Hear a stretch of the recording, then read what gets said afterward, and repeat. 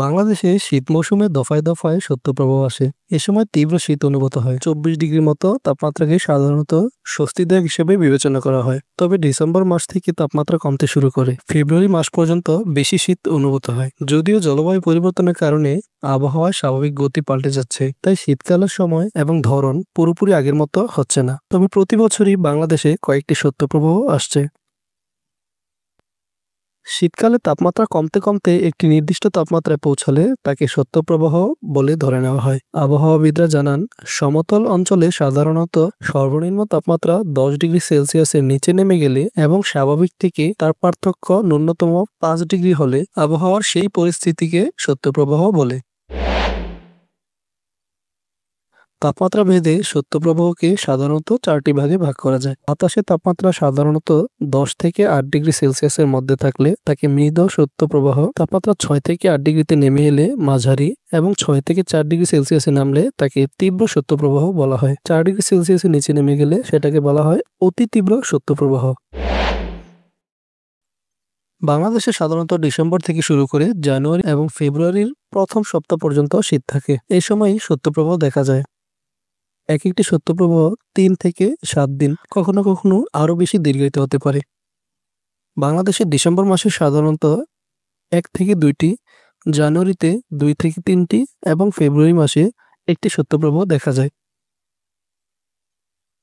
শীতকালে সূর্য বিষুবরেখার দক্ষিণে অবস্থান করে। বাংলাদেশের অবস্থান বিষুবরেখার উত্তরে। এই সময় সূর্য দক্ষিণে হেলে থাকে। তখন দিন ছোট এবং রাত বড় হয়। সূর্য একবার উত্তর দিকে এবং একবার দক্ষিণ দিকে যায়। সবচেয়ে দক্ষিণে যায় ২১ বা ২২শে ডিসেম্বর। সবচেয়ে উত্তরে যায় জুন মাসে।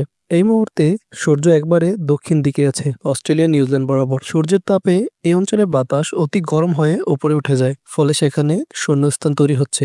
সেটা পূরণের জন্য পার্শ্ববর্তী অঞ্চল থেকে বাতাস সেদিকে প্রবাহিত হয়। এই মুহূর্তে বাংলাদেশের উপর যে বাতাস প্রবাহিত হচ্ছে সেটা উত্তর দিক থেকে আসছে, আর আমাদের উত্তর দিকে বরফাচ্ছন্ন হিমালয় পর্বতমালা। সেখান থেকে বরফ শীতল বাতাস বাংলাদেশের উপর দিয়ে বঙ্গোপসাগর, ভারত মহাসাগর হয়ে অস্ট্রেলিয়ার নিউজিল্যান্ড অঞ্চলের ওই শূন্যস্থান বরাবর যাচ্ছে।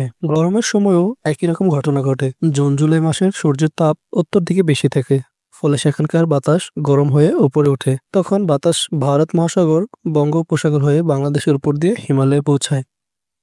এ সময় বাতাস হিমালয়ে গারো পাহাড়ে বাধাগ্রস্ত হয়ে বৃষ্টিপাতে পরিণত হয় এবং বাংলাদেশের উপর বর্ষণ হয়। এই পুরো প্রক্রিয়াটিকে বলা হয় গ্লোবাল সার্কুলেশন।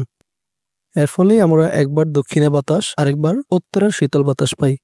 হিমালয়ের দিক থেকে আসা বাতাসের যে প্রবাহ বাংলাদেশের উপর দিয়ে দক্ষিণে যাচ্ছে, সেটা যদি কোনো প্রাকৃতিক কারণে নিচে নেমে আসে,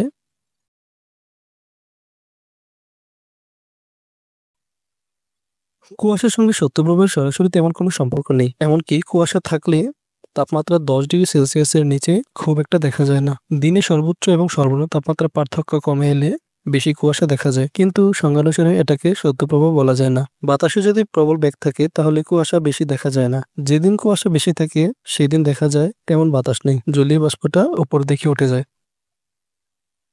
শৈত্যপ্রবাহের সময় ঠান্ডাজনিত বিভিন্ন রোগ বেড়ে যেতে থাকে।